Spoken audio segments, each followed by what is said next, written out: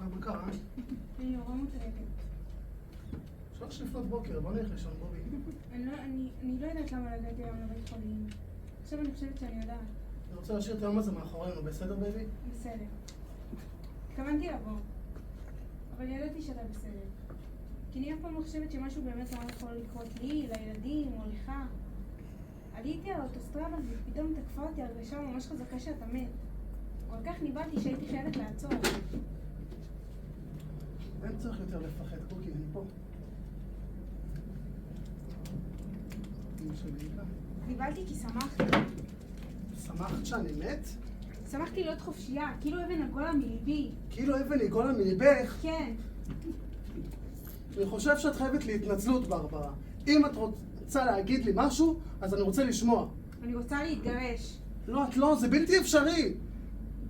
אני לא רוצה להיות נשואה לך יותר. למה את רוצה להתגרש? אני עשיתי משהו? לא עשיתי משהו? אין לי סיבות ספציפיות, אוליבר. אז תנסי. לא רוצה לנסות. יש מישהו אחר? גבר אחר. לא. תשעה. היית מת. אני זה שהייתי צריך לבקש להתגרש. אני זה שהובילו אותו לבית חולים כשאני סובל מבעיות חמורות בקיבה. גזים! היו לך גזים! את כזאת מומחית בלגרום לי לראות כמו אידיוט. אוקיי. בסדר. אני הרע כאן. אני הלא בסדר. בוא פשוט תאשים אותי. לא.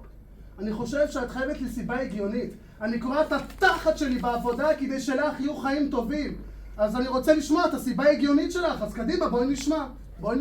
קדימה, בואי נשמע. אתה רוצה לשמוע? כן, מאוד. כי כשאני רואה אותך ישן, כשאני רואה אותך אוכל, כשאני מסתכלת עליך בזמן האחרון, אני רק רוצה לכסח לך את הפרצוף! את רוצה לכסח לי את הפרצוף? קדימה, כסחי לי את הפרצוף! קדימה, כסחי לי את הפרצוף! קדימה, כסחי אותי! כסחי לי את הפרצוף!